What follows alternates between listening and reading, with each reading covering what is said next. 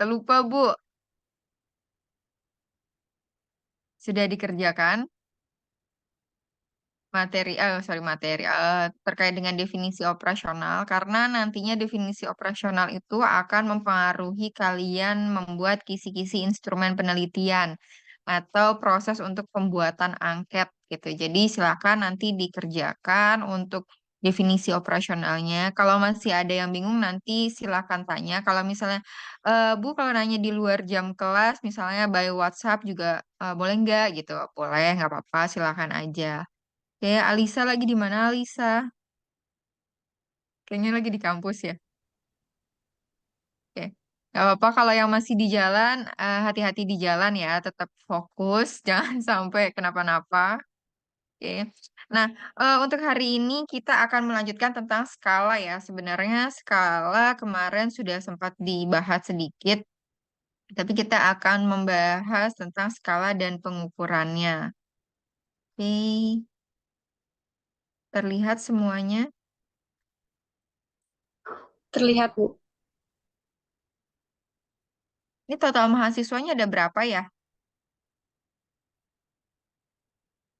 Kira-kira ini masih 71. Yang lain kemana? Hmm. Yang lain kelasnya siapa yang belum join? Kelas Arik atau kelas Firda? Silakan nanti teman-temannya diminta untuk join ya yang belum gitu. Untuk absensi nanti saya minta tolong untuk PJ-nya silakan di absen teman-temannya yang sudah hadir ya. Oke, kita lanjut untuk materi hari ini. Ini kita lebih kepada pengumpulan, analisis, dan interpretasi data. Oke. Nah, dalam pengumpulan data, pengumpulan, analisis, dan interpretasi data, intinya pengumpulan ini terkait dengan bagaimana nanti kita menentukan sampel. Mungkin kalau sudah sampai bab 3 itu kalian akan ada namanya metodologi penelitian. Subbabnya metodologi penelitian tentang yang pertama adalah bagaimana kalian menentukan sampelnya atau sampel yang akan digunakan itu sampel apa tekniknya atau teknik samplingnya istilahnya gitu kalau dalam metodologi penelitian. Lalu menganalisis data ini terkait dengan kalian mau menggunakan analisis apa gitu. Misalnya penggunaan analisisnya menggunakan SEM atau menggunakan SPSS. Nanti hasil dari penelitian kalian itu akan masuk di bab 4 sebagai terkait dengan pembahasan ya dan analisis data. Jadi hasilnya nanti akan ada di bab 4. Tapi untuk bab 3 itu menentukan dulu. Jadi jenis pengumpulan atau teknik sampling yang akan digunakan apa, proses analisisnya akan menjadi seperti apa, interpretasi datanya atau melihat datanya itu hasilnya akan menjadi seperti apa gitu. Nah, kita akan mulai dari Nah, ini adalah terkait dengan topik bahasan kita, yaitu teknik skala yang digunakan. Kemudian ada skala ranking, ada goodness of measure. Itu adalah pengukurannya. Apa aja sih yang biasanya diukur dalam penelitian kita gitu. Baik penelitian yang dalam bentuk data primer maupun data sekunder gitu ya. Itu selalu pasti ada pengukuran. Tapi mungkin kalau dalam yang namanya pengukuran menggunakan data primer itu akan lebih panjang prosesnya. Karena apa? Kalian mulai dari penentuan kisi-kisi instrumen penelitian. Kalau misalnya menggunakan data sekunder kan bisa langsung ya. Definisi operasionalnya apa ya sudah langsung mereka langsung masuk menggunakan data apa. Misalnya datanya menggunakan time series, nah itu bisa langsung. Tapi kalau misalnya menggunakan data primer ya kalian harus menentukan dulu kemarin dari definisi operasional, kemudian diarahkan menjadi kisi-kisi instrumen penelitian. Baru kalian akan menentukan skalanya yang terbaik itu apa kira-kira. Disesuaikan dengan instrumen penelitiannya. Nah, kita lihat skala-skalanya seperti apa di sini. Ini adalah tujuan pembelajarannya. Nah, di sini, sorry, ini sebenarnya sama aja ya, seperti kemarin skemanya. Nah, ini skala yang pertama ada skala dikotomi. Skala dikotomi ini sebenarnya gampang ya terkait dengan skala yang digunakan itu jawabannya ya atau tidak gitu. Biasanya kan kalian menemukan yang namanya yang namanya penelitian dalam bentuk instrumen kuesioner itu kan ada jawabannya ya atau tidak. Misalnya kalau kalian sebenarnya kalau hal seperti ini banyak kan di psikotes, jadi atau perhitungan dimensi psikologi gitu. Nah, dalam hal ini jawabannya ya atau tidak. Contoh, apakah saudara memiliki mobil, ya atau tidak, gitu kan? Nah, biasanya juga ada terkait dengan bagaimana pengukuran skala terkait dengan pendapatan, status sosial, itu biasanya mengarah juga ke skala dikotomi. Tapi semua tergantung dari pihak peneliti mau menggunakan skala yang seperti apa, gitu. Kemudian ada skala kategori, ini gampang ya, maksudnya lebih kepada kategorinya. Jadi dikategorikan di mana saudara tinggal, Jakarta Timur, Selatan, Barat, atau Utara. Atau misalnya bisa juga misalnya responden kalian adalah siswa, siswa SMA. Anda berada pada kelas berapa gitu. Nah, itu biasanya jawabannya kelas 8, sorry kelas berapa ya? 11, 10, 11, dan 12 kayak gitu. Itu biasanya ditaruh di awalan, jadi untuk menentukan lebih kepada personal daripada responden kita. Kayak gitu, untuk mempermudah.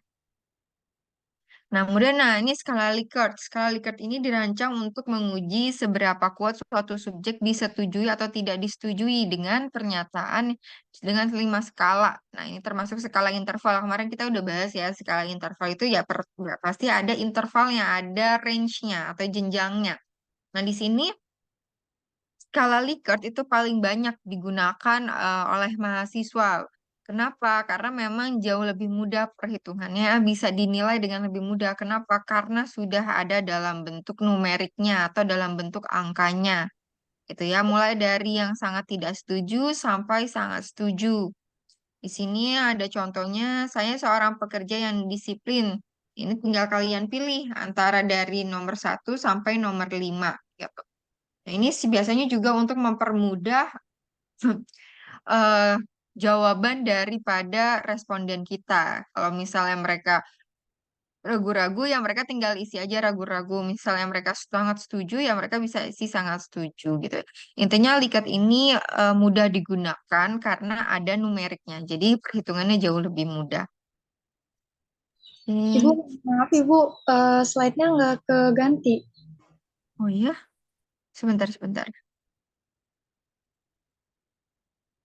Oh oke, coba saya ulang ya.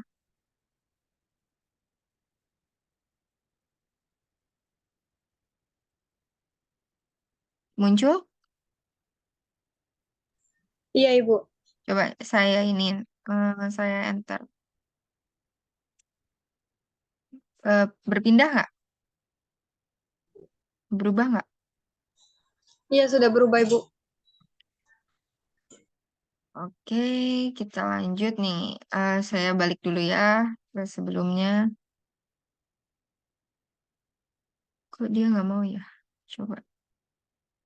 Kayaknya nggak usah di full screen. Coba sebentar.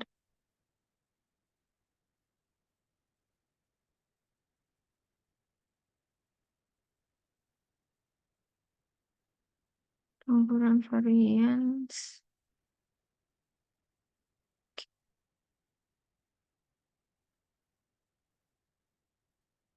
Tapi kenapa dia nggak mau ya? Sebentar.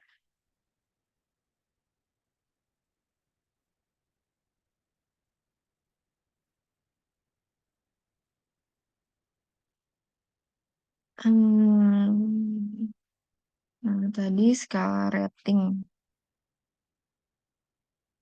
Nah, ini tadi ya terkait dengan, coba kita coba dulu. Nah, ini terkait dengan skala rating, itu ada yang dari pertama itu skala dikotomi, tadi saya ulang sedikit, itu terkait dengan bagaimana kita membuat suatu pertanyaan dengan jawaban ya atau tidak. Kalau misalnya tadi kita melihat ada skala Likert, itu biasanya dalam bentuk pernyataan gitu. Dan dalam membuat suatu pernyataan, usahakan kalau kalian misalnya dalam satu bentuk variabel, biasanya kalau kita membuat suatu yang namanya kuesioner itu kan per variabel ya. Nah, per variabel taruhlah misalnya financial literasi gitu. Nah, dalam penulisan penulisan terkait dengan pernyataannya itu harus positif semua. Jadi jangan sampai pernyataannya itu akan merubah yang tadinya dari positif jadi negatif gitu. Seperti yang saya bilang minggu lalu. Jadi kalau misalnya pertanyaan pertama, saya sangat suka menabung gitu. Nah ya sudah, berarti kan pasti setidaknya akan banyak responden yang menjawab 4 atau 5. Istilahnya setuju dan sangat tidak setuju. Jangan sampai nanti pertanyaan keduanya, kalian membuat suatu pernyataan yang bentuknya negatif. Sehingga misalnya saya sangat, eh, jangan boros. Maksudnya jangan ada kata tidak gitu loh, atau enggak itu jangan, jadi harus bentukannya kata-kata positif gitu. Mungkin meaningnya bisa berbeda-beda, tetapi usahakan dalam bentuk penulisannya jangan menggunakan kata tidak kalau dari awal memang sudah tidak ada kata tidak nih, misalnya kita membuat 30 pernyataan, kalau awalnya nomor satu sudah tidak ada kata tidak, ke bawahnya jangan pakai kata tidak lagi gitu. Jadi harus sama gitu. Tujuannya apa? Supaya tidak membuyarkan daripada jawaban responden. Gitu. Kalau tadi kan misalnya saya sangat suka menabung, itu kan terkait dengan financial literasi. Orang pasti akan jawab sangat setuju lah istilahnya. Biasanya seperti itu. Jangan sampai nanti ketika di keduanya saya istilahnya saya tidak suka apa ya, menyimpan uang. Kita ganti katanya seperti itu. Saya tidak suka menyimpan uang. Nah, itu kan berarti pasti orang jawabannya apa? Sangat sangat tidak setuju kan. Tetapi kan hasilnya itu nanti akan berubah terkait dengan instrumen penelitian kita gitu. Jadinya nanti akan berantakan daripada pola pikir responden kita untuk menjawab, karena istilahnya pertanyaannya kok jadi dibolak-balik ya kayak gitu. Jadi usahakan kalau memang dari awal bentuk pernyataannya adalah positif, gunakanlah pernyataan positif untuk seterusnya gitu. Oke, selanjutnya di sini ada semantik diferensial, yaitu digunakan untuk mengkaji sikap responden terhadap suatu merek atau brand, kemudian iklan atau objek tertentu. Nah, sifatnya ini dua kutub digunakan untuk memperoleh respon gitu. Contohnya adalah responsif dan tidak responsif, cantik dan buruk, pintar dan bodoh. Sebenarnya ini hampir mirip dengan Likert, tapi kalau Likert itu lebih to the point kan. Istilahnya itu nggak perlu diganti, intinya tidak sangat tidak setuju sampai sangat setuju. Tapi kalau semantik diferensial itu kita menyesuaikan gitu. Pernyataan kita apa sehingga jawabannya ini harus menyesuaikan dari mulai dari yang pintar sampai yang bodoh, dari cantik sampai yang buruk, meskipun nanti di sini ada perhitungannya atau numeriknya yaitu 5 4 3 2 1 nggak apa-apa, tetapi ini dalam bentuk jawabannya harus menyesuaikan gitu. Kalau misalnya saya melihat, oke, misalnya contohnya di sini ada rajin sampai malas. Misalnya saya bekerja, saya selalu bekerja gitu. Nah, dalam hal ini misalnya jawabannya pintar dan bodoh kan nggak masuk gitu. Misalnya harus jawabannya dengan rajin dan malas seperti itu. Atau misalnya bisa juga saya menjadi orang yang responsif sampai yang tidak responsif kayak gitu. Jadi harus disesuaikan dengan dari pernyataannya. Itu terkait dengan merek, iklan, dan objek tertentu. Ibu, Kemudian, mohon maaf. PPT-nya belum keganti. oh iya, kenapa Mm-mm. ya? Sebentar, sebentar. Masih di rating. Coba. Apa karena belum di ini ya, diedit. Tadi kita sampai yang di sini.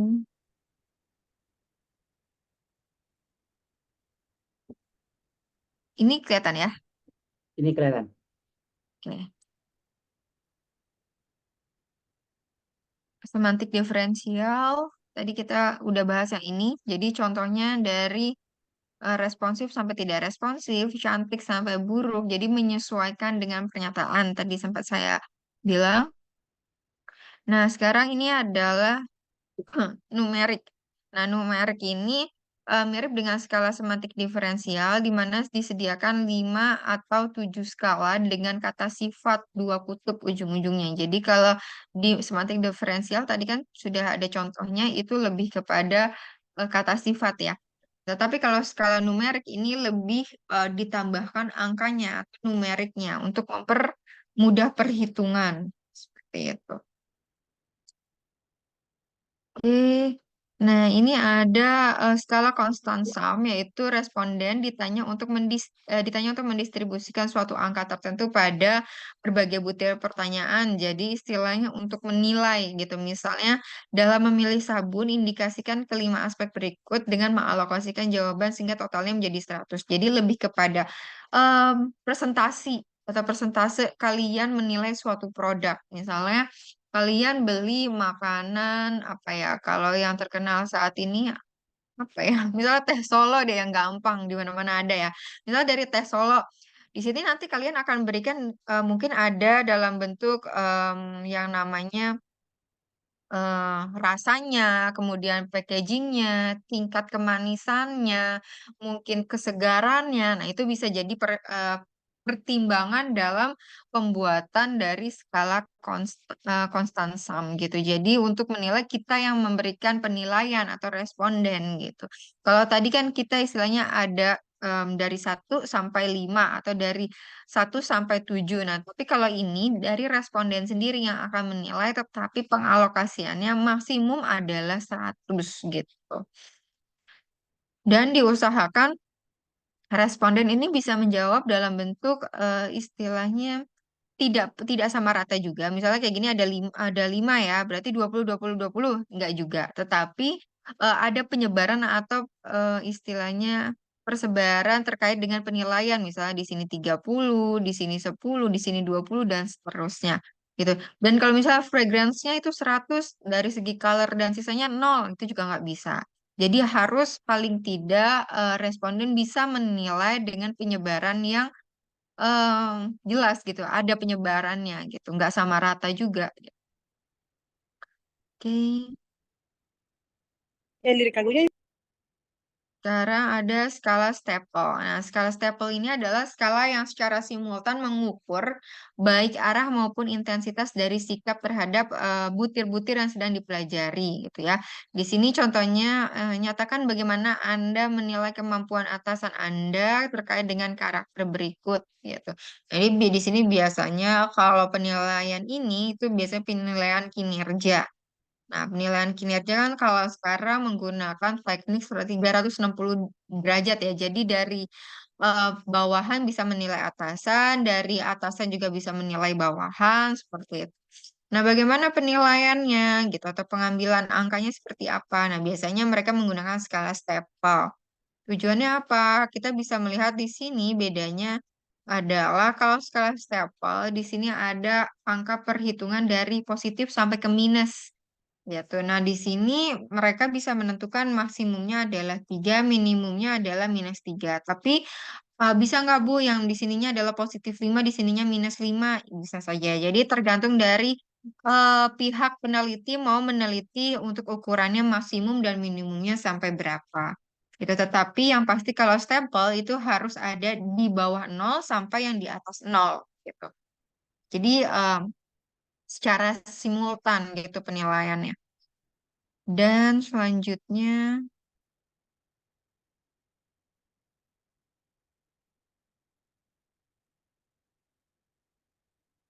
oke, skala grafik. Di sini ada skala grafik rating, yaitu suatu grafik yang membantu responden untuk menetapkan skala jawaban terhadap satu pertanyaan tertentu dengan memberikan tanda pada satu titik di garis skala. Ya, ini intinya kayak pada skala 10 bagaimana Anda menilai kinerja atasan Anda? Ya sudah kita pilih aja yang mana, gitu kan. Dan ini disesuaikan dengan dari pihak peneliti biasanya ya maksimumnya 10 gitu penilaiannya supaya apa?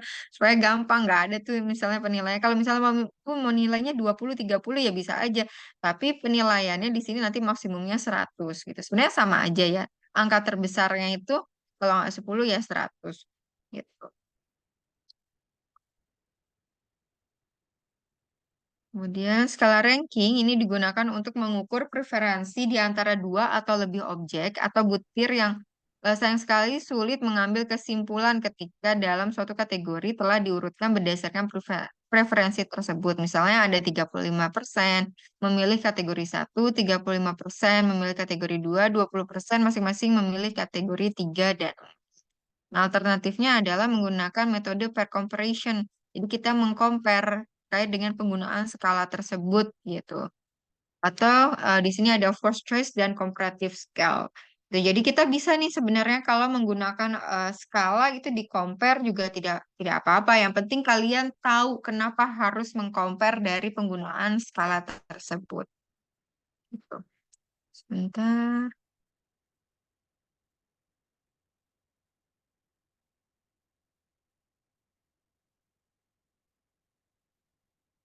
Oke.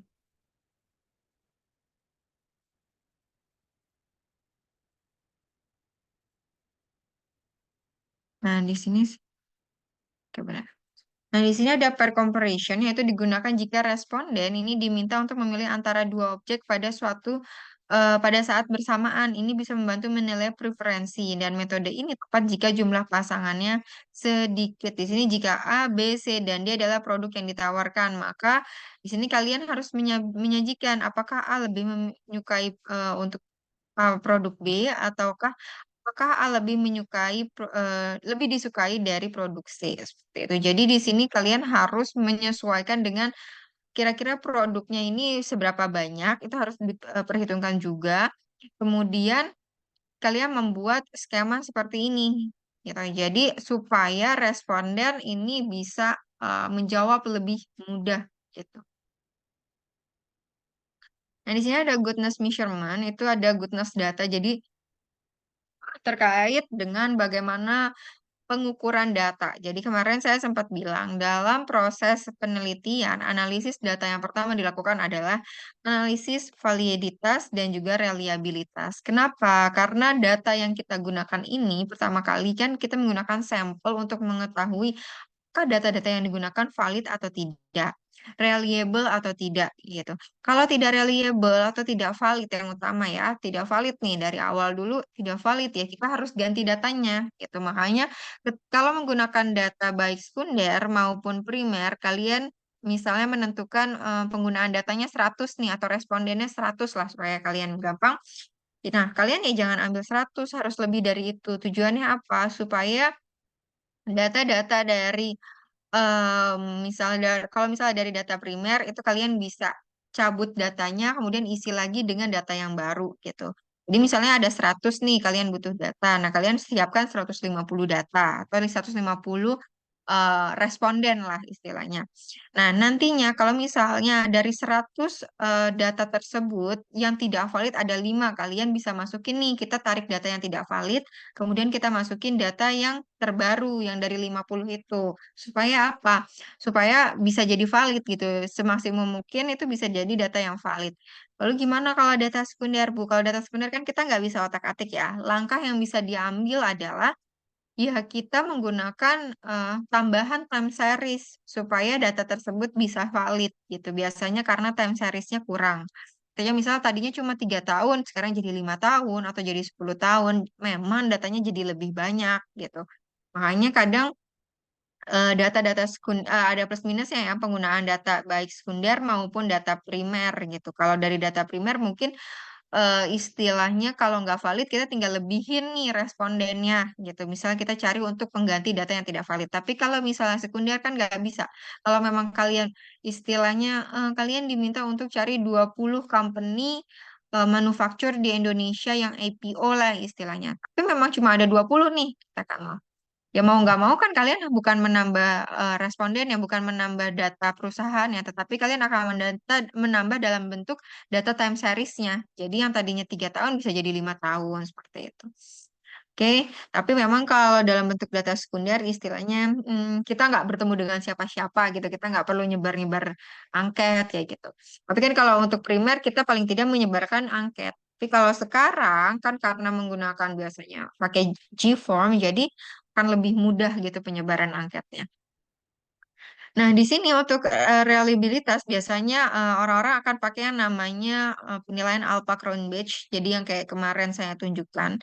Di sini untuk melihat bagaimana stability atau stabilitasnya dan konsistensi dari data yang kita miliki. Nah, nanti tesnya itu ada tes retest reliability, kemudian ada parallel form reliability. Nah, ini nanti biasanya perhitungannya akan keluar menggunakan SPSS atau misalnya kalian menggunakan SEM juga bisa. Jadi kalian nggak harus hitung manual karena kan datanya banyak ya. Tetapi kalian tinggal memilih mana yang kalian akan gunakan dalam penilaian stabilitas gitu. Hal ini terkait dengan reliabilitas, perhitungan reliabilitas. Kemudian konsistensi di sini ada contohnya menggunakan inter-return consistency reliability dan spilled half reliability. Nah, kalau ini kita harus menggunakan yang namanya aplikasi itu. Kemudian setahu saya penggunaan aplikasi nanti akan ada di statistik. Tapi nanti kalau misalnya kita masih ada waktu untuk pertemuan, coba nanti saya download dulu untuk aplikasinya supaya bisa sharing ke kalian gitu. Nah, di sini kalau untuk validitas perhitungannya apa aja? Biasanya di sini ada local validity content, yaitu face validity. Jadi tampakan dari validitasnya dinyatakan valid atau tidak, biasanya kayak gitu.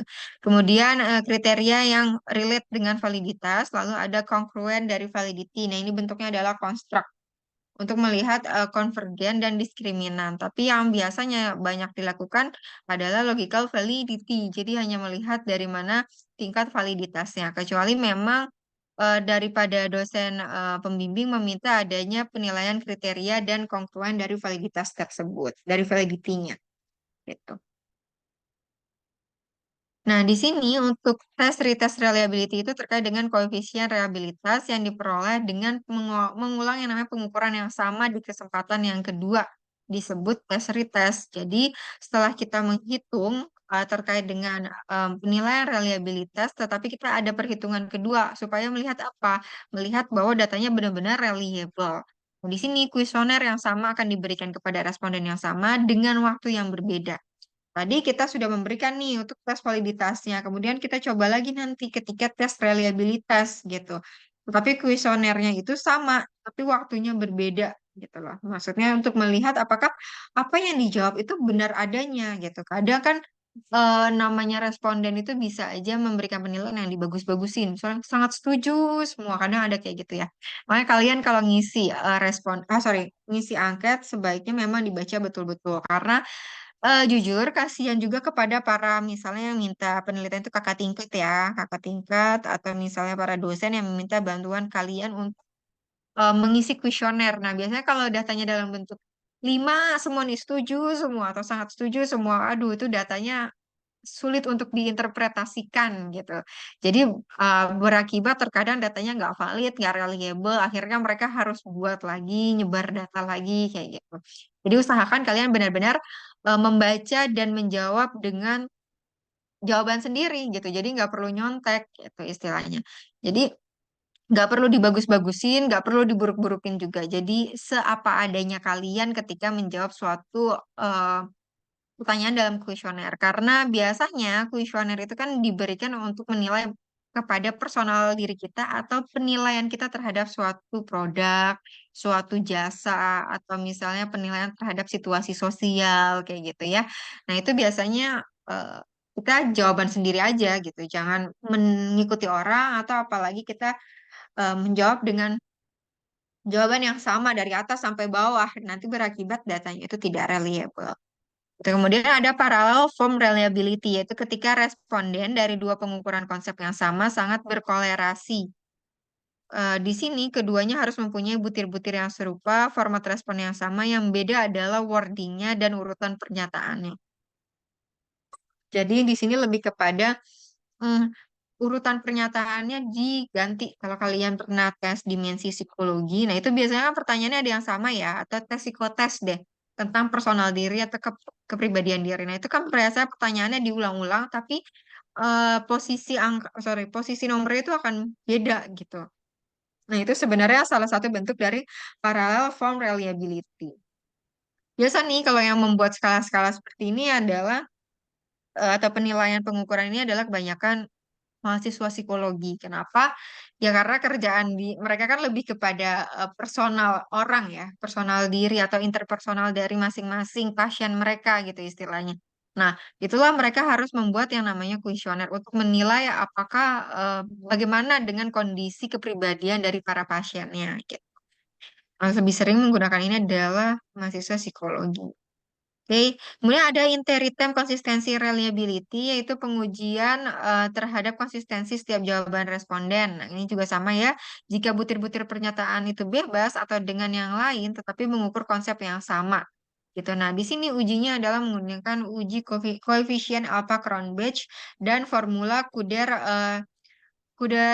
Richardson. Nah, tapi biasa sih mereka pada pakai mahasiswa nih Alpha Cronbach. Tapi pilihan lagi, kalau kalian ketika bimbingan dengan dosen, kira-kira penilaian untuk reliabilitas yang bagus apa ya Pak atau Bu gitu. Biasanya mereka akan memberikan rekomendasi.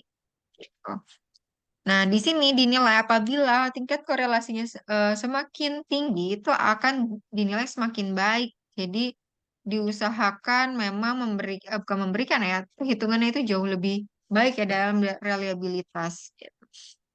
Nah, split half reliability yaitu korelasi antara dua bagian dari suatu instrumen. Kalau setiap indikator dibuat dalam bentuk dua pertanyaan yang berbeda, yaitu positif dan negatif. Oke, nah di sini ada content validity itu Kak mengenai apakah instrumen memadai untuk mengukur konsep. Nah, ini sebenarnya pertanyaan-pertanyaan untuk menjawab terkait penelitian kita gitu. Jadi validitas nggak atau datanya valid nggak gitu. Kemudian apakah expert memvalidasi instrumen pengukuran yang diharapkan itu bisa diukur. Nah, ini tadi yang saya bilang. Biasanya ini yang dilihat dan kemudian apakah pengukuran berbeda dengan dalam membantu memprediksi suatu kriteria variabel. Dan yang terakhir adalah congruent validity, yaitu apakah pengukuran berbeda dalam membantu memprediksi suatu kriteria variabel saat ini. Gitu. Jadi kita harus melihat pengukuran validitasnya. Tapi biasanya kalau menggunakan aplikasi ini semua langsung keluar gitu. Jadi kalian nggak menghitung secara manual gitu. Memang dalam penelitian itu yang paling sulit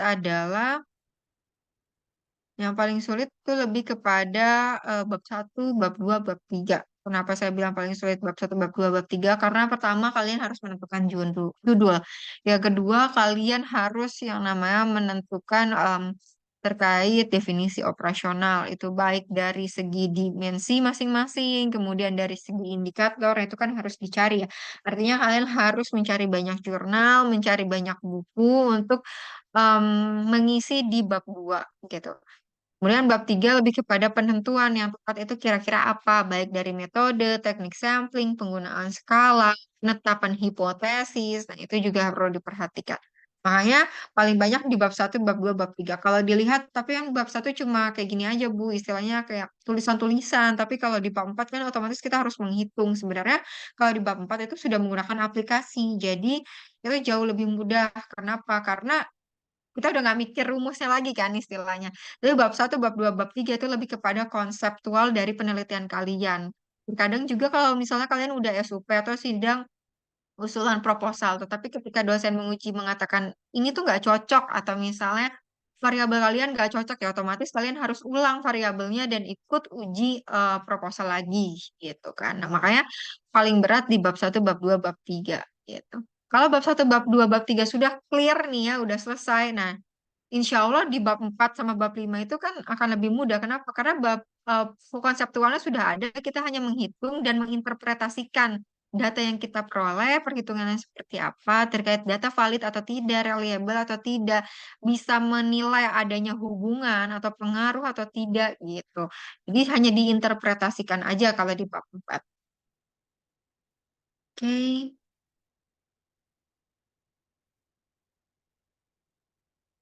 Oke, nah di sini ada predictive validity, apakah pengukuran berbeda secara individual. Kemudian ada construct validity, yaitu mengukur konsep sebagai suatu teori. Ada konvergen, itu adalah apakah dua instrumen mengukur konsep berkorelasi sangat tinggi. Nah, kalau kalian menggunakan konsep korelasi. Kemudian diskriminan validity, yaitu apakah suatu pengukuran mempunyai korelasi yang rendah dengan suatu variabel yang diperkirakan tidak berkaitan. Gitu. Ini juga perlu diperhatikan terkait dengan diskriminan validity ya, karena biasanya apa ya? Biasanya akan ditanya terkait kalian punya nggak diskriminan validity-nya? Itu untuk mengukur korelasi yang rendah pada suatu variabel yang diperkirakan tidak berkaitan. Jadi istilahnya kalau ditanya diskriminan validity itu cari variabel yang memiliki korelasi terhadap variabel, misalkan variabel X3 terhadap variabel Waduh, Y. ini Nah, di sini kayaknya nanti kalian akan lihat korelasinya. Nah, kecurangannya ketika korelasinya itu kecil gitu ya, nah itu namanya diskriminan validity. Biasanya dosen akan tanya, tapi nggak, maksudnya bukan suatu hal yang perlu diperjelas di dalam penelitian kalian, tetapi kalian harus tahu gitu. Kadang-kadang ada mahasiswa yang saya ngerti kok. Biasanya ada juga yang pakai eh, jasa pengolah data. Nah, usahakan kalian meskipun menggunakan jasa olah data, paling tidak kalian harus baca betul hasil analisis data yang sudah dibuat oleh mereka. Karena biasanya dosen akan tahu gitu, mana yang dibuat sendiri, mana yang pakai jasa gitu ya. Paling tidak kalau kalian mau selamat ya kalian harus tahu nih data terkecilnya yang mana. Istilahnya hipotesis terkait pengaruhnya itu yang paling kecil yang mana, yang paling tinggi yang mana. Kalau yang paling kecil itu kenapa, yang paling tinggi itu kenapa gitu. Pasti akan ditanya seperti itu pengaruhnya gitu. Dan kalau misalnya yang pengaruh posisinya di tengah, kenapa dia bisa di posisi tengah atau sedang-sedang aja gitu pengaruhnya. Nah, itu kalian harus ulas gitu, harus tahu gitu jawabannya. Ya, bukan nakut-nakutin, tapi itu yang biasa ditanya dosen. Meskipun kadang iseng ya, tetapi kalau mahasiswa kan pasti udah overthinking. Aduh, saya jawabannya nggak ngerti lagi kayak gitu. Tapi diusahakan kalian pahami betul apa yang kalian buat gitu. Kami tidak bukan menyalahkan ya, kami tidak merekomendasikan kalian menggunakan jasa. Kenapa? Karena kalian kan masih S1 ya. Nah, akan lebih baik kalian menggunakan istilahnya pengukuran ini dilakukan sendiri gitu. Tujuannya apa? Supaya kalian paham betul apa yang kalian tulis dan apa pengaruhnya itu kalian tahu gitu. Ketika penelitian itu kalian bisa, ketika sidang proposal, kalau misalnya ini hasil penelitian, itu kalian bisa tahu jawabannya. Oke, ini terkait materi dari bab 7. Kemudian saya akan share lagi untuk yang bab 8. Sebentar, di mana ya filenya?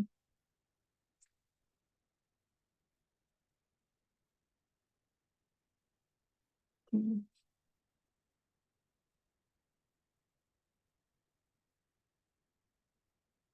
Share screen.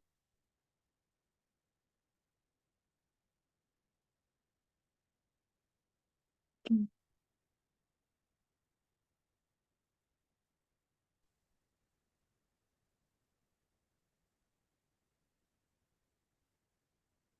Nah, ini pertemuan ke-8 tentang rancangan riset.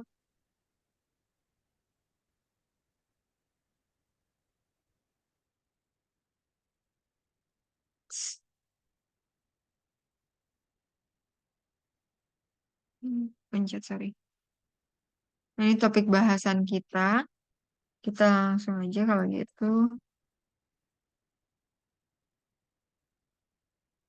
Tujuan pembelajaran. Agak banyak ya kalau misalnya terkait dengan riset di sini adalah kita mengetahui data ya, sumber data itu ada tadi, ada data primer, ada data sekunder. Data primer yang seperti apa? Ini biasanya kita ambil dalam bentuk individu atau dalam bentuk focus group discussion misalnya per grup, kemudian terkait dengan panel responden, kemudian unobtrusive dari measure-nya itu sendiri. Kemudian kalau data sekunder itu adalah terkait dengan penggunaan dokumen. Jadi kalau misalnya kalian menggunakan dokumen laporan keuangan, kemudian laporan hasil belajar siswa, itu juga bisa data sekunder gitu ya. Kemudian penggunaan publikasi ilmiah, analisis industri yang dimuat di media atau website dan internet. Tapi biasanya analisis ini yang banyak digunakan ya terkait dengan laporan keuangan kalau di ekonomi. Nah, data primernya itu data individu itu diperoleh melalui interview bisa. Kemudian kita minta terkait kepada yang namanya responden tersebut untuk mengisi kuesioner kalau kalian menggunakan data primer dalam bentuk angket.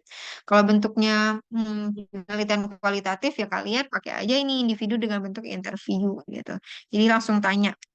Kemudian kalau fokus grup itu 8 sampai 10 anggota dengan moderator yang memimpin diskusi pada topik tertentu, konsep atau produk selama 2 jam. Kemudian anggota dipilih atas dasar keahlian dalam bentuk topik. Sesi fokus ditujukan untuk memperoleh kesan interpretasi daripada pendapat responden. Nah, ini biasanya kalau kalian menggunakan datanya terkait biasanya ini ada di mahasiswa S3, jadi mereka mengadakan yang namanya seminar gitu ya untuk penelitian akhir. Jadi mereka kadang nggak pakai angket lagi, tetapi lebih kepada penelitian dengan membuat suatu seminar. Nah, itu biasanya dalam bentuk grup. Kemudian di sini masih lanjutannya penggunaan moderator yang punya peran penting dalam proses diskusi, kemudian mengemukakan topik dan tidak merupakan bagian sebagai integral dalam diskusi. Ini dikatakan data yang diperoleh melalui fokus grup ini merupakan cara yang paling murah dan juga cepat untuk dianalisis terkait konten dan data lebih bersifat kualitatif gitu ya. Kalau penelitiannya kualitatif ya pakailah FGD ini. Tujuannya apa? Untuk mempermudah datanya jadi lebih cepat kan. Karena bentuknya grup biasanya mereka akan langsung mengemukakan pendapat mereka pada tempat dan waktu yang sama gitu. Kemudian fokus untuk grup ini digunakan pada kajian eksploratif, membuat generalisasi berdasarkan informasi yang didapat dan melakukan survei sampel, ya kan? Jadi mengeksplor terkait dengan informasi-informasi yang kita butuhkan. Lalu menggunakan video conference, itu misalnya online focus group gitu juga kita bisa melalui email, website, internet, dan lain sebagainya. Nah, kalau panel ini merupakan sumber informasi yang langsung digunakan ketika beberapa aspek dari suatu produk itu dipelajari dari waktu ke waktu. Bertemu mungkin lebih dari sekali. Nah, ini biasanya lebih kepada hampir mirip dengan interview ya. Jadi kita ngambil langsung dari panelnya. Tuh. Jadi ada penilaian panel dan panel ini bisa bersifat yang namanya statis.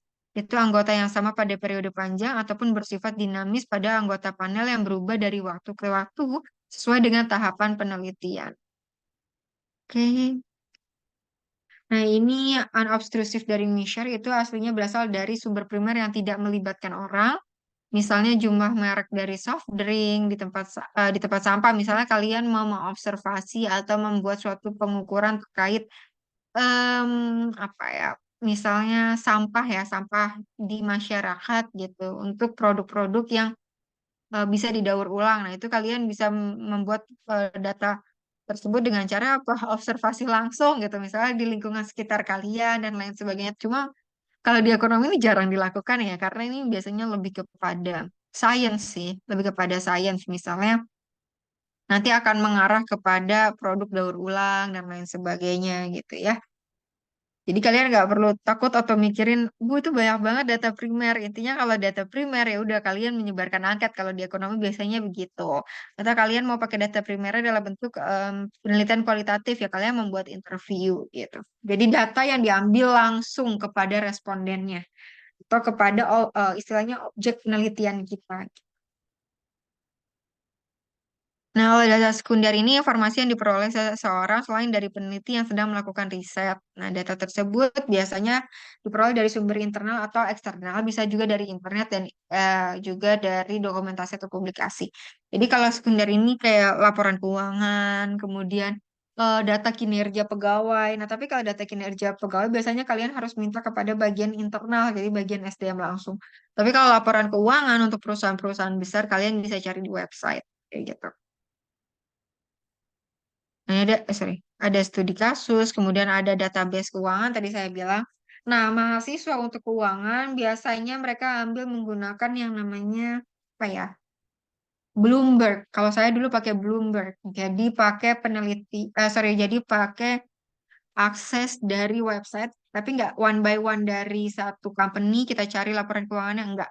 Jadi kalau di Bloomberg itu bentukannya misal penilaian kinerja perusahaan dalam hal utang gitu ya. Berarti kan ada kemampuan mereka dalam mengembalikan utang. Nah, itu berapa persen? Kalau misalnya dalam bentuk konstanta itu dalam angka berapa? Nah, itu biasanya langsung muncul di Bloomberg. Kita tinggal ketik aja nama company-nya apa atau bidangnya apa nanti langsung muncul gitu. Jadi langsung ambil datanya ya udah copy paste aja datanya dari situ.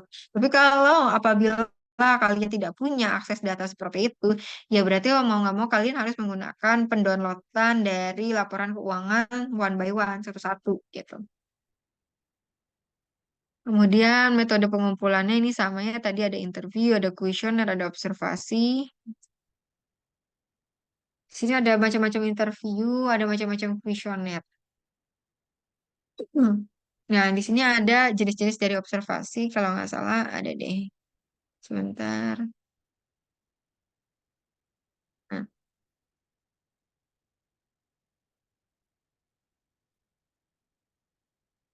sebentar.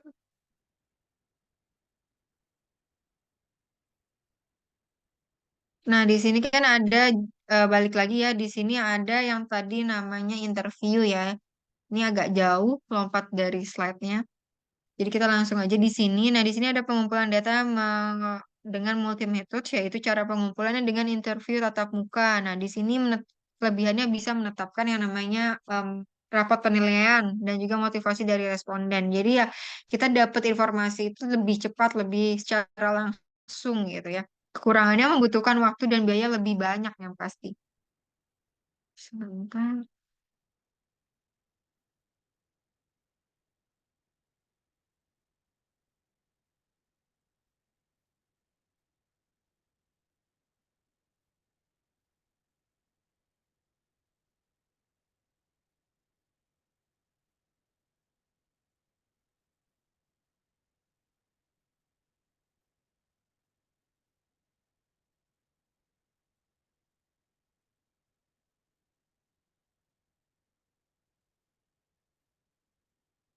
Oke.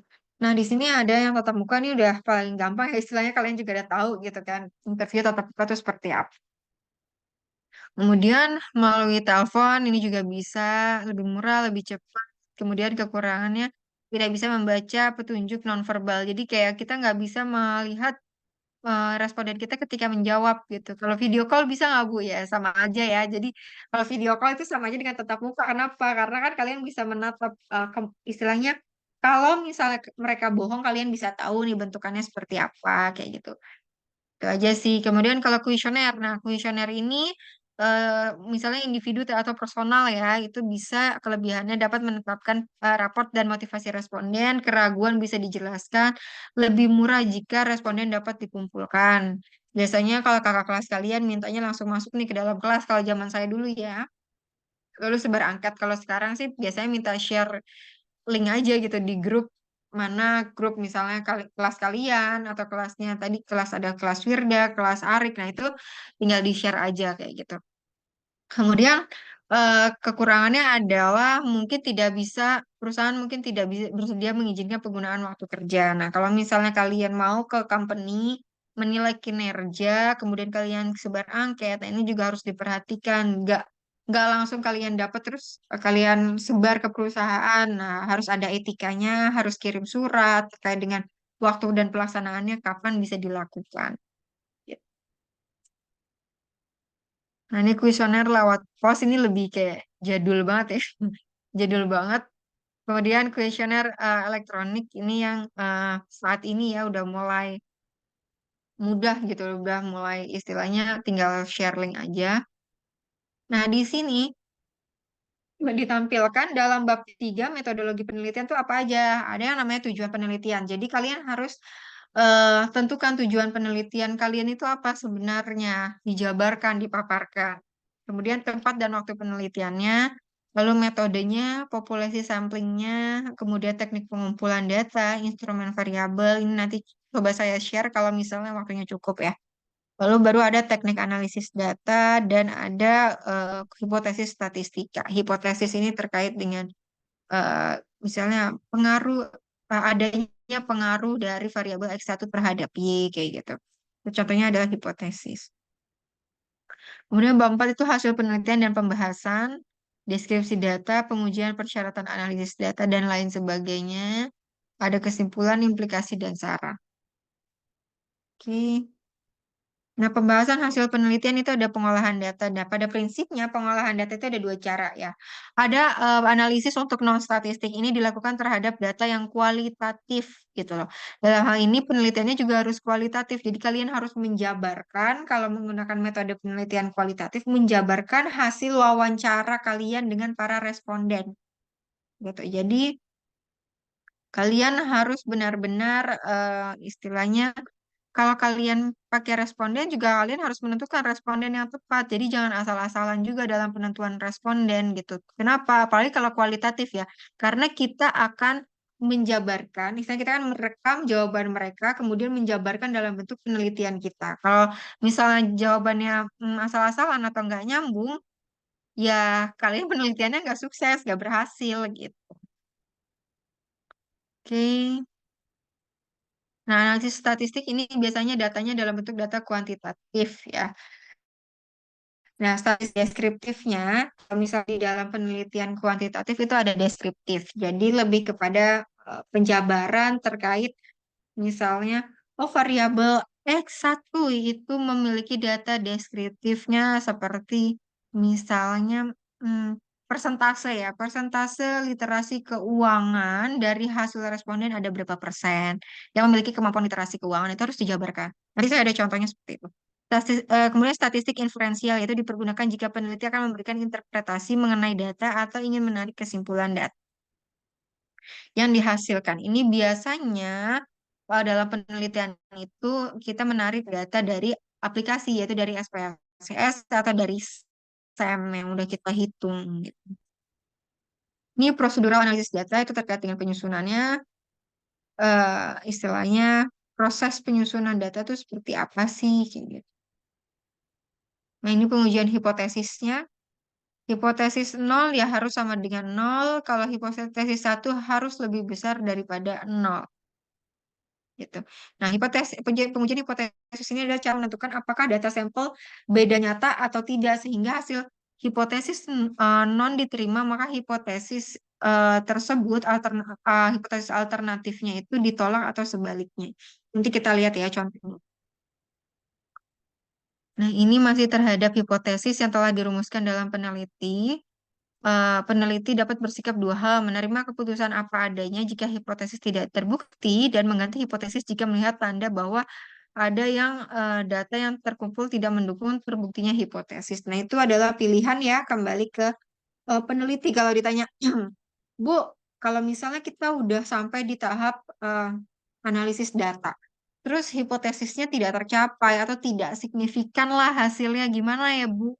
Kalau saran saya, lebih baik dicari bagaimanapun caranya untuk menjadi signifikan. Misalnya, kalian menambah respondennya itu juga bisa perhitungannya ya, seperti itu.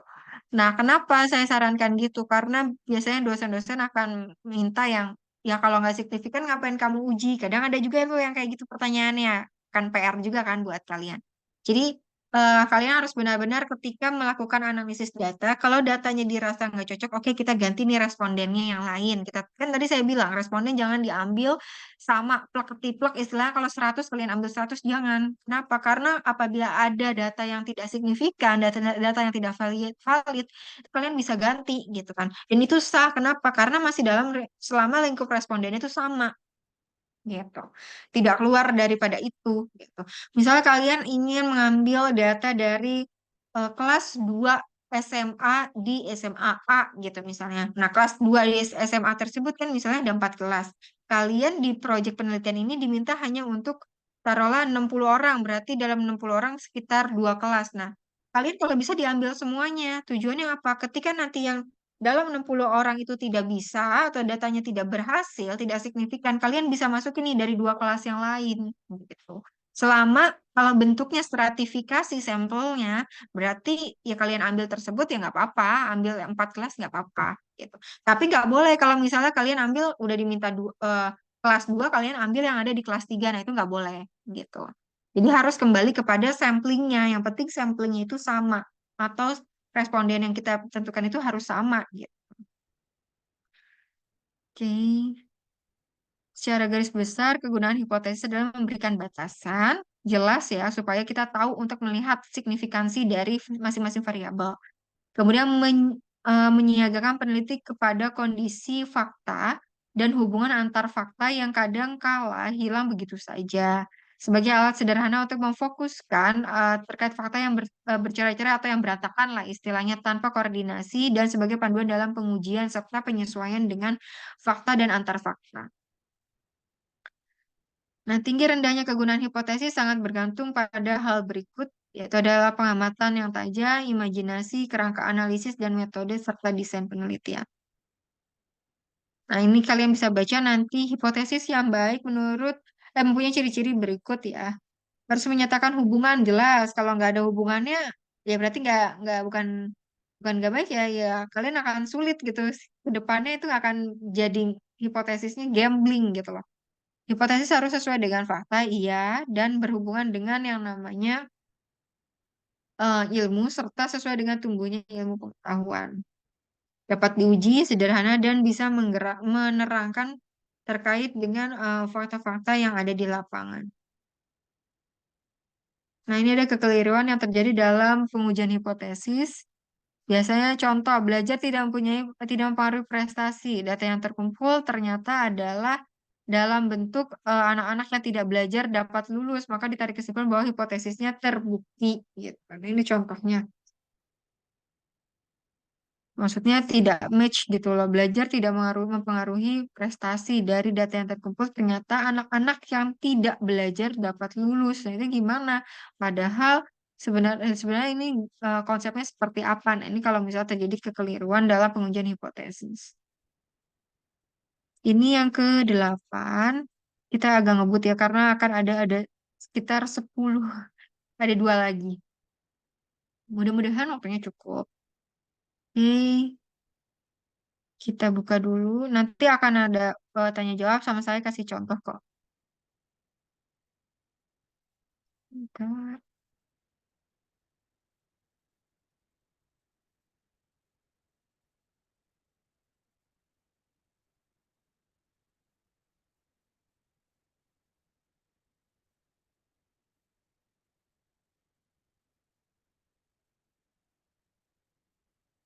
Ini berarti yang ke-9.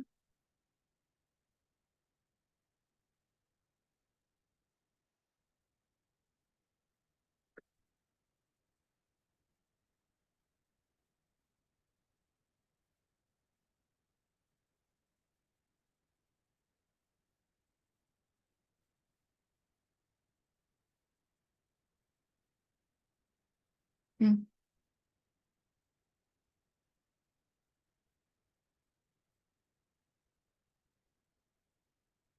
Nah, ini yang materi yang ke-9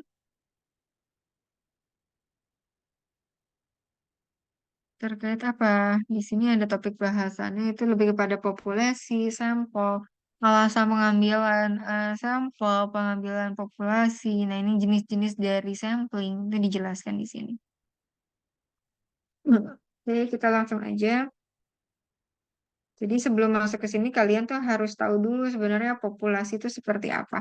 Di sini dikatakan populasi merupakan the answer dari group of people, even or things of interest that research wishes to investigate. Jadi di sini adalah suatu grup besar.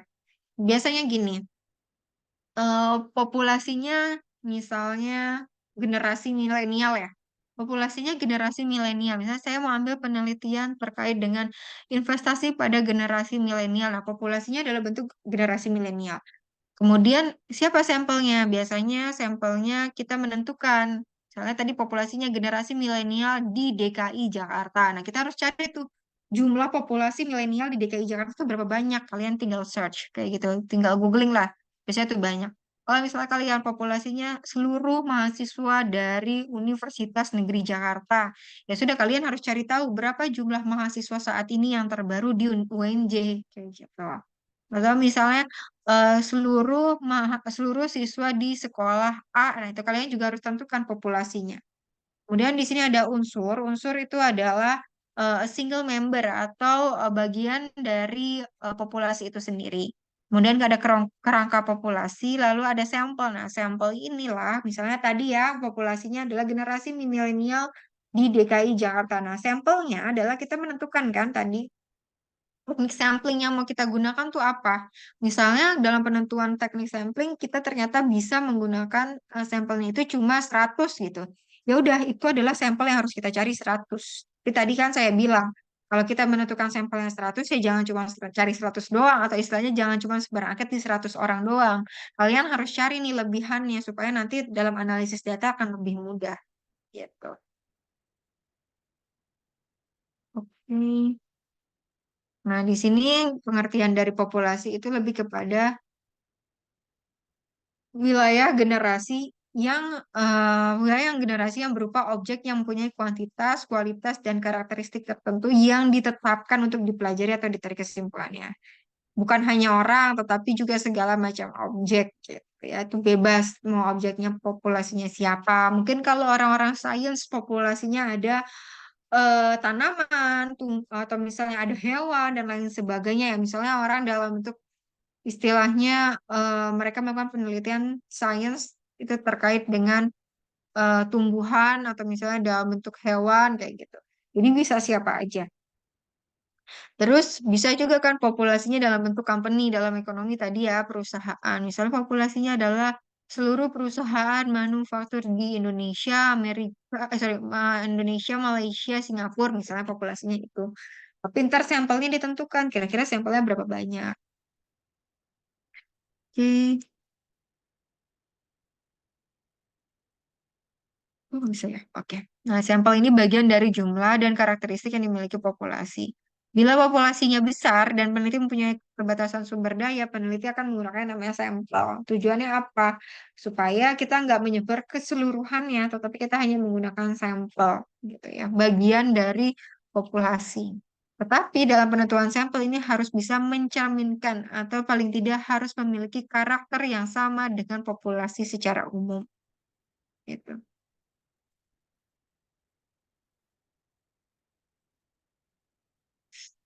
Kenormalan distribusi yaitu apa saja target populasi yang relevan terhadap fokus riset, apa saja pastinya parameter yang menarik bagi peneliti untuk diamati, kemudian kerangkanya seperti apa untuk yang ketersediaannya, berapa ukuran sampel yang dibutuhkan. Nah, ini semua akan ada di bab 3.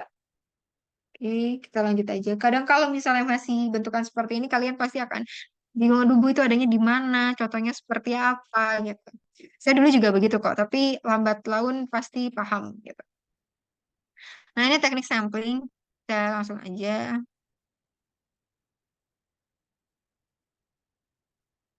Kayaknya ada penjelasannya. Nah, di sini ada teknik sampling, yaitu uh, terkait dengan sampling probabilitas dan non-probabilitas ya. Di sini yang dalam hal ini ada teknik sampling random ya. Itu adalah semua elemen dari populasi yang menekankan kepada setiap elemen memiliki kesempatan yang sama untuk dipilih gitu loh. Dalam hal ini simple random. Jadi kalian ketika menentukan populasi nih generasi milenial, nah yang mau kita pilih siapa? Nah itu misalnya kalau random ya udah siapa aja tapi generasi milenial. Caranya gimana ya? Ketika kalian menulis suatu angket atau suatu kuesioner, kalian tentukan di sini hanya untuk generasi milenial dengan usia range dari misalnya kalau milenial sekarang usia berapa ya? Saya juga lupa sih. Mungkin dari usia 20 ya, 20 sampai 30 lah. Misalnya kalian mau seperti itu. Ya udah random aja yang usia 20 sampai 30 diminta untuk mengisi dari kuesioner tersebut gitu. Dan kebanyakan juga pada pakainya simple random ya karena lebih mudah, kemudian lebih cepat gitu penggunaannya. Jadi kita nggak perlu menentukan lagi. Tapi kalau misalnya mau pakai stratifikasi juga bisa. Kemudian sistematik random yaitu di mana setiap elemen populasi ini memilih adalah dimulai dipilih dari random point atau dari yang random baru kita menentukan yang spesifik dari populasinya tersebut gitu. Nah, ini kemudian ada proportionate stratified random yaitu di mana populasi ini yang pertama harus sesuai dengan segmentasinya, gitu, sesuai dengan proporsi dan juga dari original number terhadap populasinya. Jadi harus dari benar-benar populasi yang kita pilih, gitu, proportionate. Jadi sesuai, gitu ya. Kemudian disproportionate ini based on the criteria other than their original population. Jadi hanya dari kriteria yang lain atau secara keseluruhan dari their originalnya. Ini ada cluster random ya. Jadi ya kalau misalnya cluster itu ya dari per cluster gitu loh. Istilahnya kalian mau nyebar angketnya itu dalam bentuk cluster, cluster-cluster tertentu, bukan cluster rumah ya, tapi istilahnya tuh kayak grup-grup tertentu yang kalian mau pilih. Misalnya tadi generasi milenial. Terus saya bilang, oke, cluster randomnya itu adalah generasi milenial yang sedang mengikuti S2 MM di FEUNJ. Bisa aja, tapi, sorry. Bisa aja, tapi harus spesifik klasternya tuh yang mana, gitu. Kalau tadi kan literasi generasi milenial siapa aja, nggak perlu dari UNJ, gitu kan.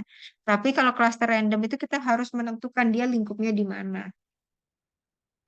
Area sampling, kemudian ada ini berdasarkan area atau istilahnya lokasinya disamakan itu juga bisa.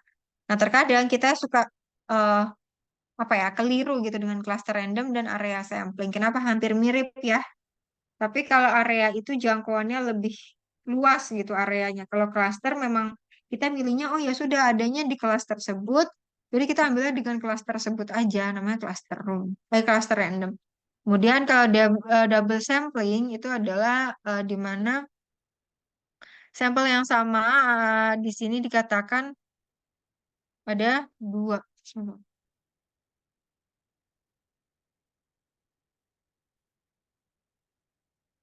Oke, oke.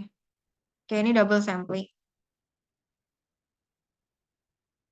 Convenience yaitu ini lebih easily, lebih mudah aksesnya untuk member yang kita pilih sebagai subjek ya. Kemudian ada judgment ini untuk subjek yang kita select atau maksudnya kita pilih apa dari yang basic sampai mereka memiliki expertise atau expert di bidang tersebut. Kuota ini hanya sesuai dengan kuotanya, targetnya itu ada berapa. Sorry, kenapa balik lagi? Oke. Nah, ukuran sampel di sini berapa jumlah anggota sampel yang paling tepat? Itu jawabannya akan tergantung pada tingkat kesalahan yang diterima. Semakin besar tingkat kesalahan yang dapat diterima, maka akan semakin kecil ukuran sampelnya dan sebaliknya. Gitu. Jadi ini tergantung pada tingkat kesalahan yang dapat diterima gitu loh. Tingkat kesalahan tuh meminimalisir gitu loh istilahnya. Jadi terkait dengan berapa persentase kesalahan? Biasanya sih 0,5% ya. Kalau 0,5% itu berapa gitu kan? Itu ada nanti perhitungannya. Tingkat kesalahan yang dapat diterima akan sangat bergantung pada sumber daya yang tersedia. Nah, penggunaan formulanya atau rumusnya adalah pakai Isaac and Michael. Tapi kalau kalian menemukan yang baru, silakan. Gitu. Ini yang 9. Kemudian kita lanjut ke yang 10. Gak apa-apa ya, kita agak cepat. Supaya saya bisa kasih lihat yang kemarin juga terkait dengan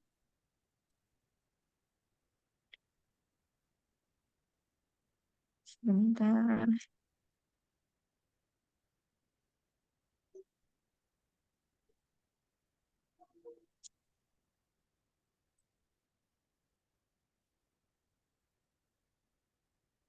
Di topik bahasan kita. Kita langsung aja ya.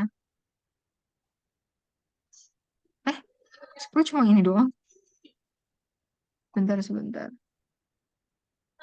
Oh, kayaknya belum include deh. Oke, berarti ada 9 aja.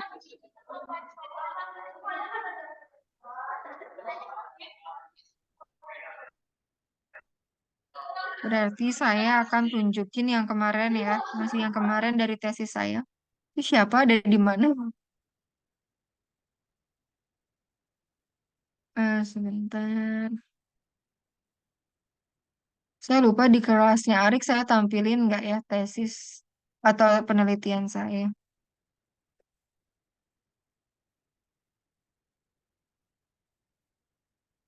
Tuh, stop sharing.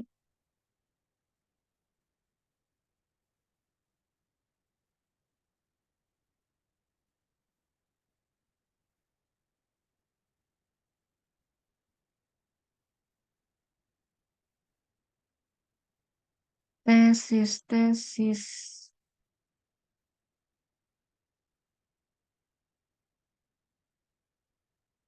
Sebentar, tesisnya di... ini.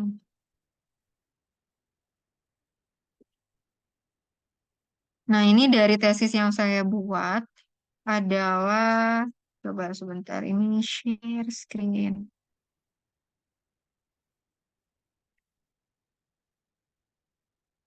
Atau kalau kalian lihat dari penelitian orang juga bisa. Di sini untuk bab 3 kita bahas bab 3 aja. Bab satu kan kemarin saya sudah sempat singgung, sudah sempat bahas.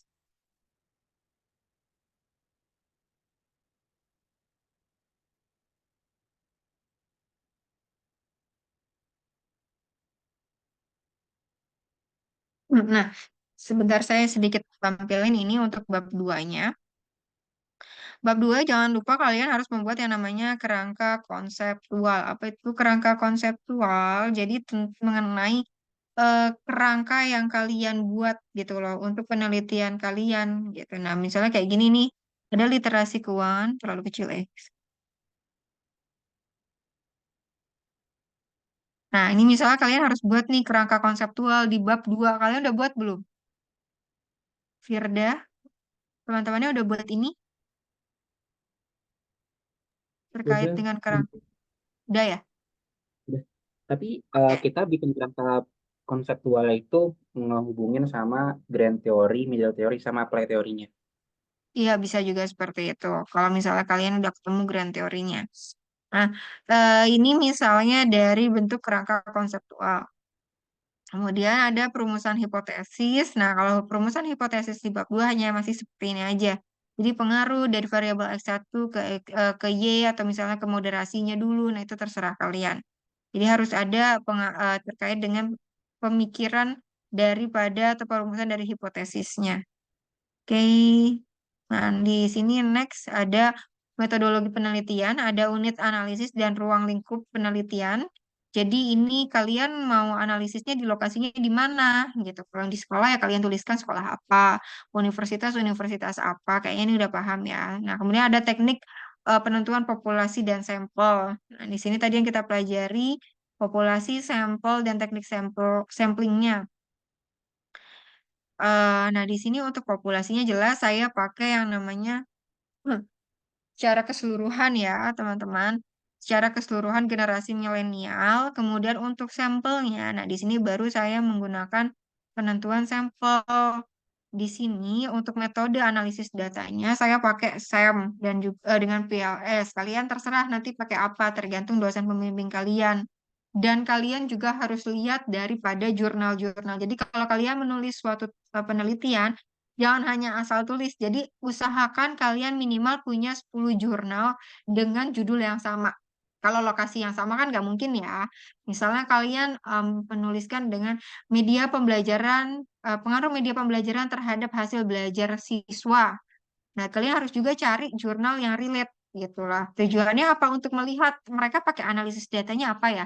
Jadi ketika nanti kalian ditanya seperti ini, kamu pakai metode dan analisis datanya apa gitu. Nah, kalian bisa memperkuat dengan karena rujukan jurnal yang saya gunakan menggunakan metode tersebut, Bu atau Pak gitu. Itu untuk memperkuat. Jadi kalian bisa menjawab lebih apa ya, lebih gampang gitu, lebih mudah. Nah, di sini eh, penentuan sampelnya. Nah, di sini tingkat kesalahan. Tingkat kesalahan itu yang dimaksud seperti ini. Tingkat kesalahan atau signifikansinya itu ada 1%, ada 5%, ada 10%. Nah, ini kalian konsultasikan dengan dosen pembimbing. Kalian mau pakai tingkat kesalahannya berapa atau signifikansinya berapa. Nah, biasanya dosen-dosen akan minta dalam ukuran 5%. Kemudian nah, di sini penentuan sampelnya minimal sebanyak 45 responden. Berarti minimal ya. Nah, nanti kalau selebihnya kalian berapa, itu yang penting sudah ada minimalnya. Gitu. Lanjut. Di sini ada teknik sampling. Tadi ya, kita pelajari juga teknik sampling. yaitu teknik pengambilan sampel untuk menentukan sampel yang digunakan oleh peneliti. Nah, ini dikelompokkan jadi dua, yaitu ada probability sampling dan non-probability. Tadi ada contohnya ya. Nah, teknik sampling yang digunakan dalam penelitian ini adalah non-probability sampling gitu. Oke, kalian bisa cari tahu kalian mau penelitian menggunakan sampel apa tadi rujukannya harus ada jurnal. Karena kalian nggak bisa nih namanya menerka-nerka, ya Bu, kalau bisa kalian jawabannya, ya Bu, saya jawabnya karena pengen aja sampel yang itu nggak bisa. Kalian harus benar-benar cari jurnal rujukan yang menyatakan, oh, Kak, dengan bentuk yang sama atau penelitian yang sama, jurnalnya ini ada 10 jurnal yang menyatakan sampelnya sama Bu seperti ini dan hasilnya signifikan. Itu kalian bisa rekomendasikan sebagai jawaban. Kemudian sumber data dan teknik pengumpulan data. Hmm. Nah, ini ada penggunaannya kuesioner ya, sedangkan di sini eh, penggunaan data primer, lalu teknik pengumpulan datanya, kita bisa pakai teknik penelitian lapangan, observasi, kemudian kuesioner gitu ya. Itu bebas kembali kepada kalian semua. Nah, ini tadi skalanya. Tadi saya bilang skalanya ini skala semantik diferensial. Sebenarnya bisa juga sebagai skala Likert. Nah, tapi saya milih untuk skala semantik diferensial. Kenapa? Karena beberapa jurnal rujukan saya pakainya semantik diferensial. Meskipun kalau dilihat, Bu, tapi ini sama, Bu, dengan Likert, antara setuju dengan sangat tidak, sorry, sangat tidak setuju sampai sangat setuju. Nggak apa-apa. Yang penting kalian bisa menjelaskan bahwasannya kenapa kalian pakai semantik diferensial. Kayak gitu ya. Kemarin saya ditanya juga seperti ini. Oke. Teknik penelitian kepustakaan ini tapi ada sih sebenarnya. Nah, di sini metode penelitiannya, metodenya kalian mau pakai penelitian apa gitu. Nah, ini operasional variabel kemarin udah saya kasih ya di kelasnya Firda kalau nggak salah. Ini akan menjadi ini variabelnya secara keseluruhan, pengukurannya.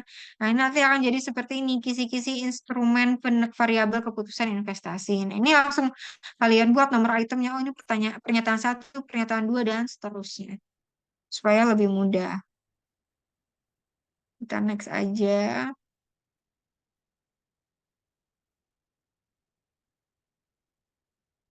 Ini sebentar lagi ya yang perlu di-share. Nah, ini ada analisis. Ya, tadi juga ada deh. Nah, nih. Tadi ada analisis deskriptif, ada analisis di sini saya pakai verifikatif. Kalau deskriptif itu adalah metode penelitian yang menggambarkan situasi dan kejadian. Jadi kalau analisis deskriptif itu menunjukkan statistik. Statistik ya, perhatikan statistik. Jadi kayak bentuknya diagram, kemudian grafik. Nah, itu namanya statistik gitu. Jadi kalian harus menampilkan contohnya apa? Nanti saya kasih lihat di analisis data. Nah, kalau misalnya untuk analisis deskriptif, biasanya ini ya, yang dibahas adalah nilai rata-rata, standar deviasi, nilai maksimum dan nilai minimum, kemudian ada jumlah, ada range, kurtosis, dan ada skewness. Nah, biasanya dosen akan tanya nih, maksimumnya berapa, minimumnya berapa. Nah, ini biasanya mahasiswa istilahnya teledor ya. Udah bikin capek-capek ditanya maksimum minimumnya langsung keringat dingin, udah kayak overthinking, aduh jawabannya apa ya? Padahal maksimum dan minimumnya kalian ada nih di analisis deskriptifnya kalau kalian mengerjakan gitu. Nah, ya saya bilang, kalaupun kalian menggunakan jasa analisis data, paling tidak baca betul di bab 4 kalau kalian ada seminar hasil penelitian. Gitu. Ini analisis verifikatifnya. Jadi memverifikasikan apakah penelitian saya, sorry, apakah penelitian terdahulu itu benar adanya, makanya disebut analisis verifikatif. Kalau yang dulu bilang signifikan, di saya nggak bilangnya nggak signifikan, nah itu perlu dipertanyakan. Tapi kalau misalnya cuma satu dari banyaknya hipotesis, misalnya kayak satu hipotesis yang tidak signifikan, tapi saya punya hipotesisnya 13. Ya sudah, itu masih oke. Tetapi kalau yang tidak signifikannya adalah 10, terus yang signifikannya 3, berarti penelitian kalian bermasalah. Sedangkan jurnal terdahulu atau jurnal rujukannya itu signifikan jawabannya. Oke, kita lanjut aja langsung ke bab 4 ya.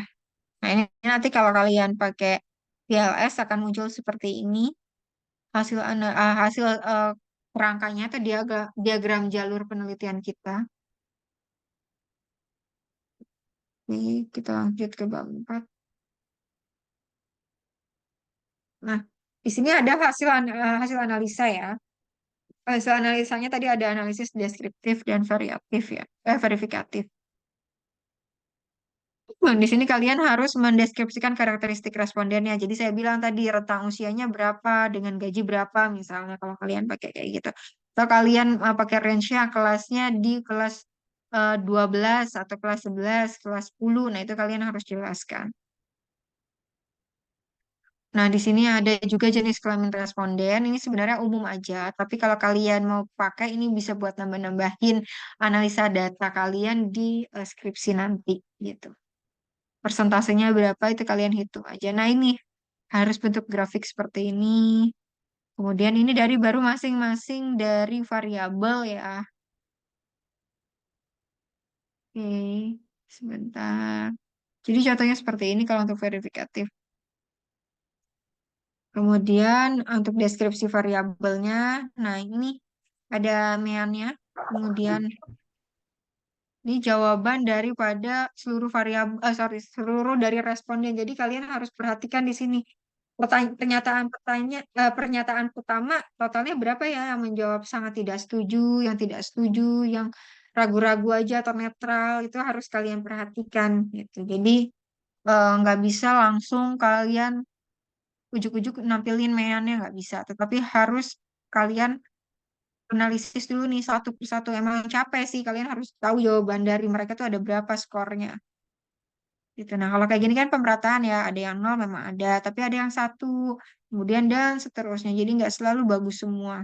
Gitu. Oke, ini masih yang sama. Dari masing-masing variabel kalian harus jelaskan seperti ini kalau kalian mau bagus gitu. Ini masih hal yang sama.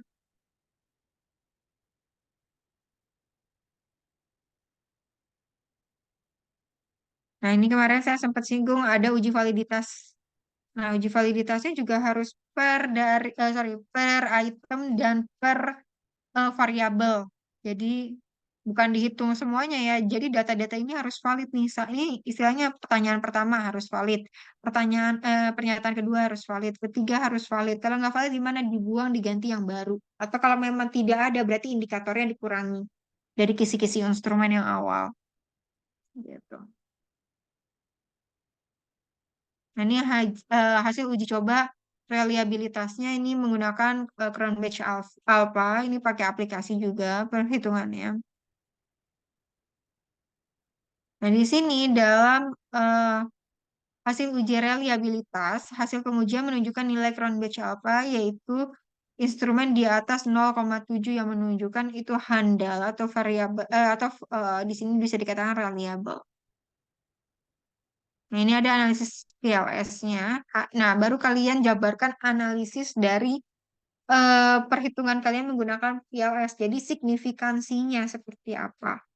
Nah, pengujiannya pun banyak ya. Ada pengujian outer model, ada validitas konvergen. Tadi yang saya bilang itu juga ada.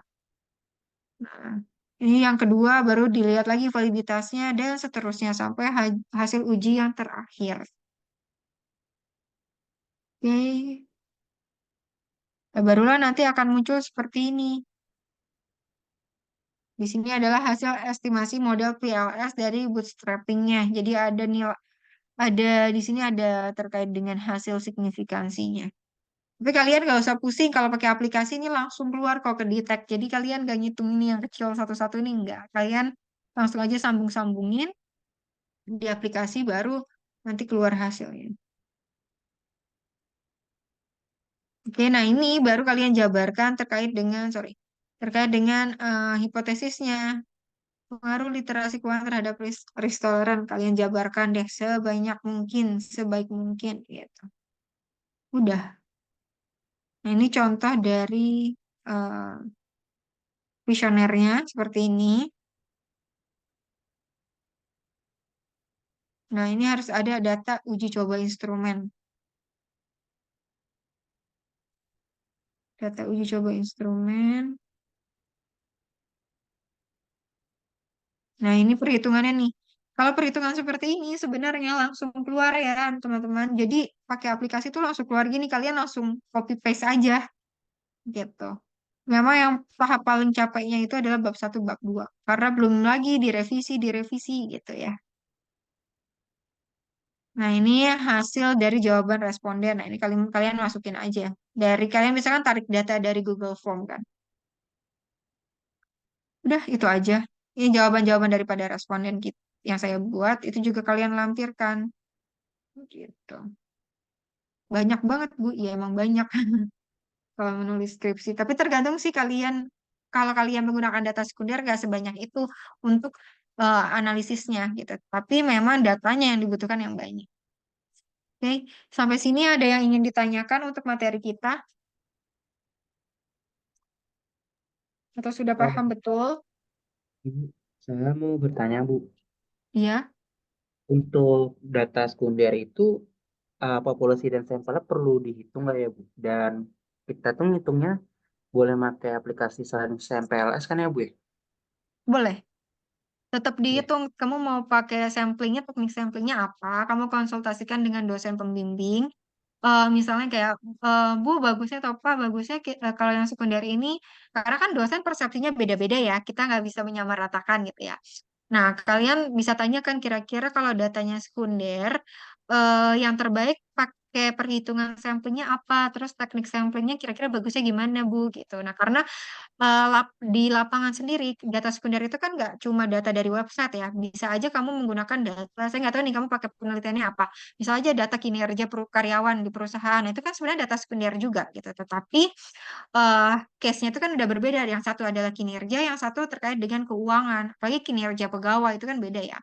Nah, itu kalian rundingkan dengan dosen pembimbing kira-kira penggunaan dari apa namanya penentuan samplingnya seperti apa.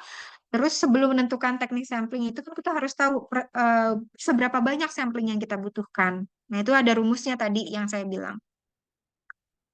Gitu. Terus kalau bisa pakai PLS nggak Bu? Bisa. Pakai SPSS juga bisa. Tapi balik lagi kalian kira-kira mudah yang mana dan jurnal rujukan kalian itu pakai yang apa gitu supaya ada korelasinya. Jangan kalian pakai yang PLS tuh karena saya pribadi saya suka Bu atau saya mau gitu kan. Itu istilahnya nggak ini ya, nggak apa namanya tidak jawaban yang tidak seorang mahasiswa gitu loh.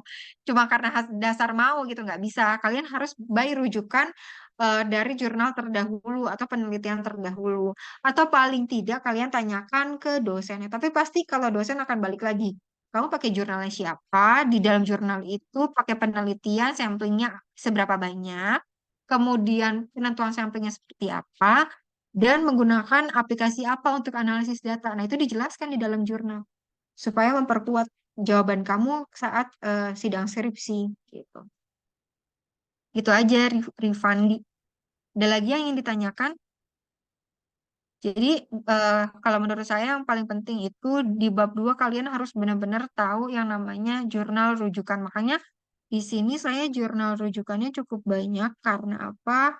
Karena nantinya pasti akan ditanya nih di dalam jurnal rujukan tersebut sebentar.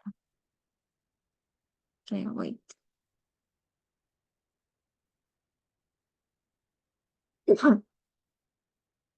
Mana ya tadi? Zoom.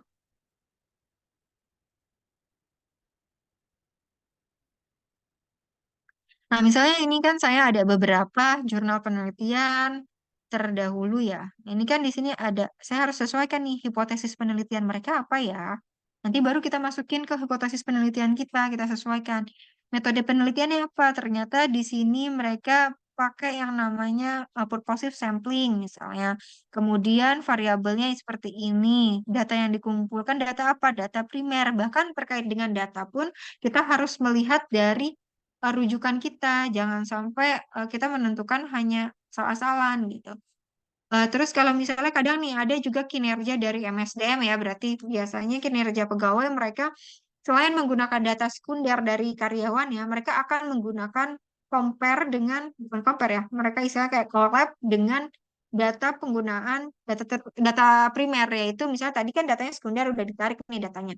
Data primer kita sebar, kita tetap buat kuesioner untuk membandingkan, oh dari data primer seperti ini jawabannya, data sekunder pun jawabannya seperti ini. Gitu. Hasilnya apakah nanti di cross check, apakah benar jawabannya dari data primer dengan data sekunder itu sama sehingga menimbulkan relation atau ada relate-nya atau korelasinya gitu. Jadi hasil penilaian daripada pimpinan dengan yang ada di lapangan sama nggak nih? Misalnya istilahnya pimpinan setuju ketika dikatakan bahwasannya karyawan saya rajin gitu, nilainya adalah 100 dari pimpinan. Tapi ketika karyawan itu dinilai sama kita dengan menyebarkan kuesioner, ditanya misalnya korelasinya dengan saya selalu hadir di jam 7 pagi, misalnya jadwal masuk jam setengah 8, jam 7 pagi, tetapi ternyata dia jawabannya sangat tidak setuju. Nah, berarti kan di sini udah compare-nya itu udah nggak sesuai dong. Istilahnya karyawan sendiri, diri sendiri menjawab, saya datangnya terlambat terus, tapi kok pimpinan saya nilainya 100 atau misalnya nilainya selalu rajin gitu kan. Kan gak sinkron. Nah, itu berarti ada problem. Kalian nanti jelaskan di penelitian. Seperti itu. Kalau misalnya kalian pakai yang double, jadi ada penelitian primer dan ada penelitian sekunder. Sorry, ada data primer dan data sekunder. Kita balik lagi, jadi terkait dengan metode penelitian, sampling, dan lain sebagainya, kita pakai rujukan di sini. Nah, kayak gini penelitian ini menggunakan data kayak kuesioner kayak gitu ya. Di sini dijelaskan teknik samplingnya, di sini ada random sampling dan lain sebagainya. Kalian harus benar-benar highlight di sini terkait dengan penelitian-penelitian terdahulu mereka pakai metode samplingnya, metode penelitiannya secara keseluruhan seperti apa. Makanya di sini harus dijelaskan secara detail bagaimana metode penelitiannya. Kalau metode penelitian kalian udah sedetil ini, misalnya ya, dosen juga pasti paham kok kalau kalian ini sebenarnya buat sendiri gitu, karena eh, udah terlihat jelas gitu. Gitu. Ada lagi yang ingin ditanyakan terkait materi kita hari ini?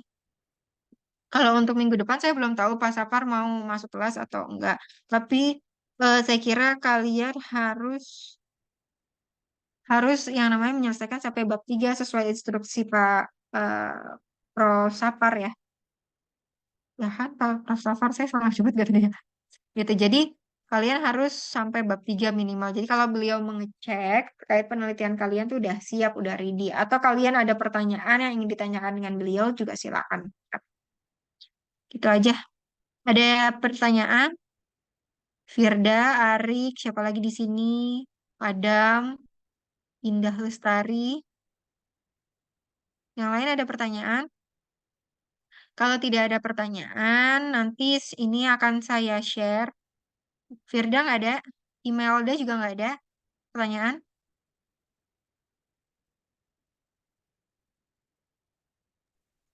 Dari saya nggak ada, Ya, Bu. oke oke. Imelda langsung close close kamera lagi dipanggil. Nggak apa-apa tahu, tenang aja. Oke, kalau nggak ada pertanyaan, saya tutup kelasnya ya. Saya izin tutup kelasnya. Semoga ilmu yang saya berikan ini bisa bermanfaat, bisa berguna dan mempermudah kegiatan penelitian kalian. Terima kasih. Wassalamualaikum warahmatullahi wabarakatuh. Waalaikumsalam, Bu. Terima kasih. Terima kasih, Bu. Selamat siang, Bu. Selamat selamat pagi kali, masih pagi nih. Oh, selamat pagi. Oke, oke. Yaudah, saya izin live Zoom ya.